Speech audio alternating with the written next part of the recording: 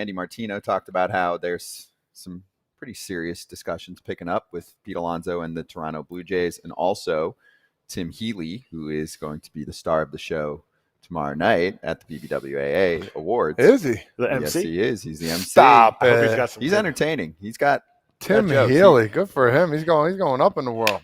He hired Name That Famous Comedians writers to put together his Yeah, script. okay. Yeah, I don't think he did. But I think he did. I Pete feel like Alonso, yes. Oh, I was ahead. just going to say, I feel like these Pete Alonso reports are like deep in discussion. And then people are like, no, he's not. And then people are like, yeah, they are. No, he's not. So I don't know where to go. I don't know where to go with this. Okay, well, I'll give you both sides. Tim Healy said Pete's deep in contract talks with the Blue Jays per source. I can see believes that. an Alonso Mets breakup, or he'll only believe it when he sees it, but he thinks it's closer than ever to reality. And then Shai Davidi and Ben Nicholson-Smith from Sportsnet said, contrary to speculation, Blue Jays discussions with Pete Alonso and Max Scherzer not gaining momentum, industry sources tell Ben Nicholson-Smith. Listen, I hope he's in contract with one of these or somebody, because I don't care who it is now. People are missing out on a really good baseball player, a good defender, not a bad defender, a good defender. A guy, like I said before, he led the league in picking baseballs last year, saving his teammates out of the dirt. A guy that hits 30-plus home runs a year. A guy that's average isn't really that bad considering, where most people's averages are. This guy is a beast. He's a fun-loving dude. He's going to wake up any city he's at. And if the Blue Jays come and say, boom, this is their offer we'll give you, okay, you got 24 hours. Most likely they'll say they'll go back to the Mets and whomever else, and we'll see what Cohen wants to do. But somebody needs to start giving this guy a real chance here to get on a team, because it's starting to get a little late. We're at the 24th. We got less than 3 weeks until pitchers and catchers, right? Here we go. Yeah, I'm down with that. I think, to me, I ask who needs him more, and if it's only the $7 million range more to go to the Jays, I don't think Pete does it. I think he's really looking for that fourth year and maybe like $11 million more, $12 million more to go to the Jays. And the Jays are clearly, they're willing to move around their, deferred money, all that stuff, move around all their payroll stuff to be able to fit guys in here. They don't need to. They have the cash. And he is a game changer. Whatever you think of his defense, whatever you think of his athleticism or his down year, up year, whatever, game changer. It's 35-plus homers. And look at what happened just a few years ago when they had Brandon Belt at first base, producing a 135 OPS. Changed this team. Yes, it changed the team and made a playoff team. Sicilian in the chat said Toronto needs Pete more. I agree. Thank you, Sicilian. I agree. The Mets need him. The Blue Jays desperately need that kind of thump. The Mets I want really him. believe that. Where's Vladdy going to go, though? I know we've talked about this. Vladdy's going to Toronto for 1 year, and then he's probably No, bouncing. this year. If Pete's there, they're putting him at third base? Oh, yeah. Well, Third base. you're going to have a mixture here. You're going to get some third from Vladdy. You're going to get some first, and you're going to get some DH. It's a good mixture, giving Pete a little break and then giving Vladdy a little break. Right? Vladdy's not DHing. No way in Vladdy's camp are you sitting there.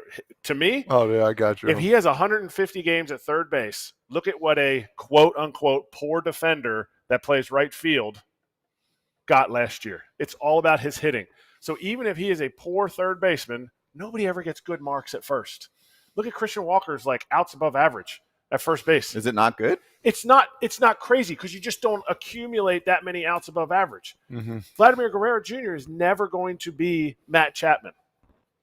They're not asking him to be. No. Let's say he's just a straight average third baseman.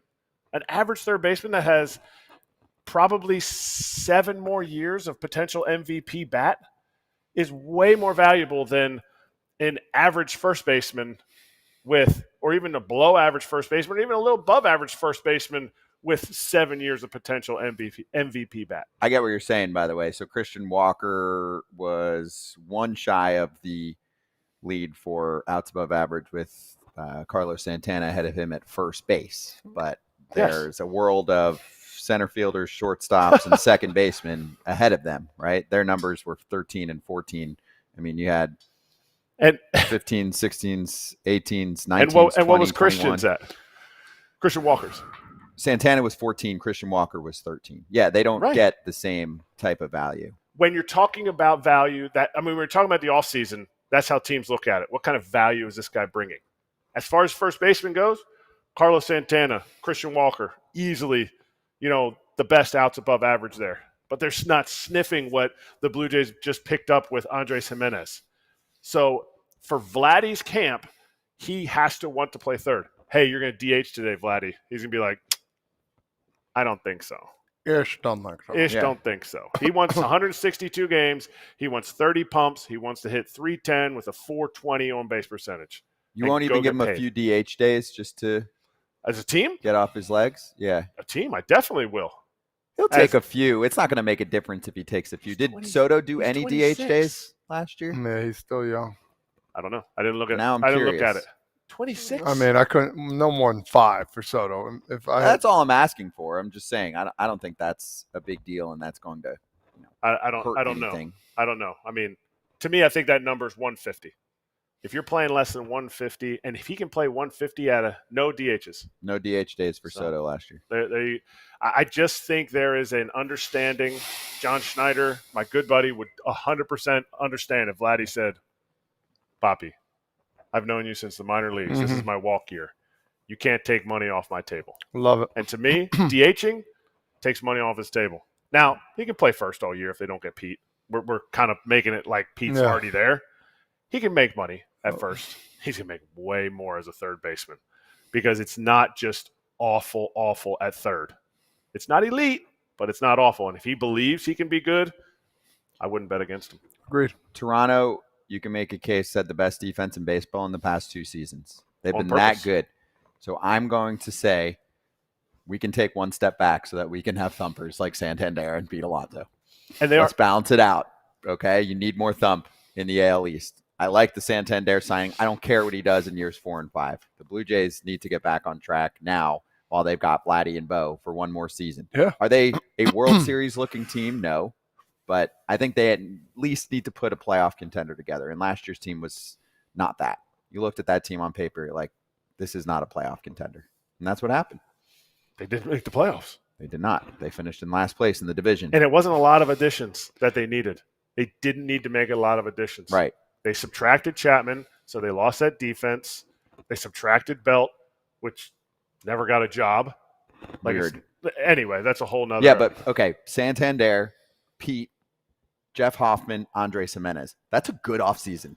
That is a great We're crapping on some teams doing nothing. That would be a really good offseason. Jimenez is a freaking stud at second base. And he can play shortstop when Bo leaves. Okay. Pete to add to Vladdy. Bo's going to bounce back. Varsho will return at some point this season. Santander is going to give you, if he's healthy, 35-plus home runs and great clubhouse vibes. Same with Pete, too. The clubhouse boost on top of the power, plus Hoffman in the bullpen. Morale. They think is probably more of a sure thing than Jordan Romano, who had trouble staying on the field lately. And listen, when things go well, all of a sudden, the Bo Bichette comes back alive a little bit. You want to, all of it's contagious. I promise you that. Hitting is contagious. We have a poll up on the chat. What free agent is most likely to not sign by the start of spring training? Bregman, Pete Alonso, Max Scherzer, Jack Flaherty. I voted. Pick one. Flaherty. Take one. I picked Flaherty too. Really? I did. I voted already. Golly. We just had him on the show yesterday, but it's not about who I think should be signed last. It's based on the situation. Pete's been tied to a lot of rumors lately. It sounds like something's going to happen soon, right? Yep. I think Bregman's situation's going to get figured out pretty soon. Max Scherzer's an easier case because we know he's signing a 1-year contract and it's going to be in the $8 to $15 million range, depending on how teams are looking at his medicals. 15 is the going rate for, I feel good about medicals. It's an aging vet. It's Alex Cobb. It's Justin Verlander. It's Charlie Morton. So that's kind of the cap there. And maybe it's a little lower based on how teams feel about his medicals because he hasn't pitched much lately. Jack's a more complicated case. And Jack said it.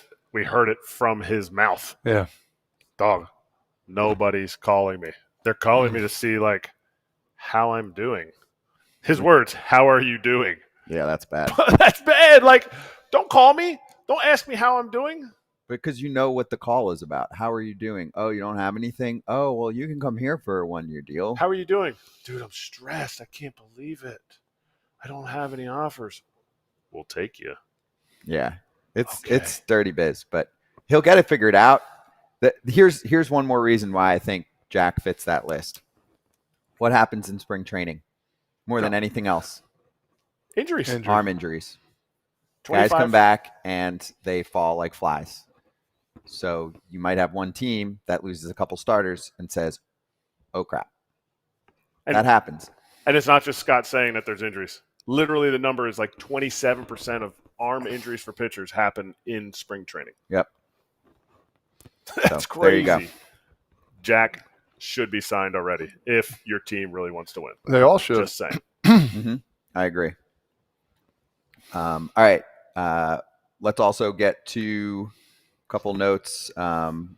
We have a quote here from Chris Getz saying the GM of the White Sox, they've done most of the heavy lifting for adding to the roster. Possibility for an addition here and there. Most of these teams are waiting for a couple prices to come down, see if they can grab a veteran or two. Which part of the heavy lifting did the White Sox do? Hey, they've done more than the Marlins. I mean, and I the Pirates, love and the Mariners. I love the Twins. sock man. I love Mike Tauchman. Yeah. But what is the heavy lifting? Like the heavy lifting? What you can't what? What did they do? Not sure. Were they even involved in a big trade outside of the Garrett Crochet trade? Like that was heavy lifting. They brought that's not in heavy lifting. Big prospects. Yes, it was. You did nothing for your big league team. Exactly. And I think you might have set your big league team back because who's going to eat the innings? You have to lift somebody. Somebody has to come in and eat your innings. It's to be the rotating door. You're just going to bring AAA dudes? Hey, you struggled next. I'm going to go read double. I'm going to read double down on my over under for wins for the It's White tough, Sox. Man. It's tough. You feel, if you're a player on there, you're great. You're playing in the big leagues. Don't get me wrong. It's great, but it's going to be like, here we go again. A lot of the issue they had last year, where it probably was tough as a player, was the bullpen would come in. Same as the Rockies. You'd be like, we got a 3-run lead. I don't think it's enough. Never. And I just think I think that's where some heavy lifting needs to be done. Like, you still have some big league contracts that need to go to starting pitchers, bullpen guys. Let the position players learn. Let Kyle Teal come in and catch. Let him learn behind Corey Lee or like kind of with Corey Lee, and then eventually take that position over. Mm-hmm.